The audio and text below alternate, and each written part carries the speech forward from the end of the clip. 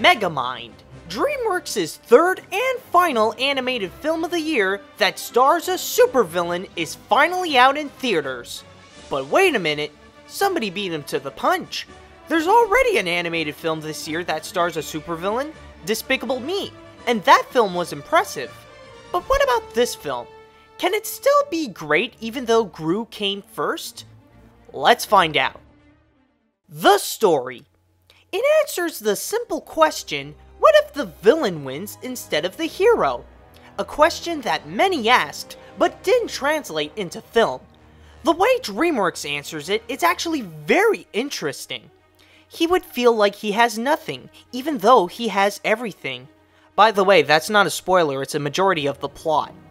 And that answer would take us on a wild ride. It's actually very creative, fun, and sometimes emotional. There are also times when the movie would have its DreamWorks twitches by having many pop culture references and pop music. But sometimes they work, and sometimes you just roll your eyes by saying typical DreamWorks. But even with that, it's still a great story. The animation. Before, I thought it was going to be the same thing that I've seen in all superhero movies, just flying around plain white buildings and having fights in them. But there was one thing that I forgot at that time. No matter how many times you see it, it's still awesome. The animation in this is really fantastic. The character animation is just great. You can always depend on DreamWorks on making animated characters come to life. There isn't as much cool gadgets as Despicable Me, but they are still as creative and good. But what really is the highlight of the movie and its animation is the fight scenes. When action is going on, you really get it in the face in a way DreamWorks delivers it. The only small complaint I would have is Metro City. I mean, it's just a plain city that we see all the time, so there's a little lack of originality there. But the other places like the lair are pretty good. It's not as great as How to Train Your Dragon, but it's still DreamWorks, so it never fails to amaze us. The characters. As a superhero spoof, the characters are what we expect in all superhero stuff, but fun. Now our star, Megamind, is the example of the generic supervillain, but we also look at his life outside of his villainy. He shows us how being a villain really has its upsides and its downsides that we don't know about in our everyday lives. Plus, even though you know it's played by Will Ferrell, you'd still be surprised that it's actually him. Megamind is not like the other characters Will played, like in Step Brothers. There's also Metro Man, played by Brad Pitt, who does a great work as the cocky superhero who acts like he's the Jesus of the city. Heck, there's even one scene where he walks on water!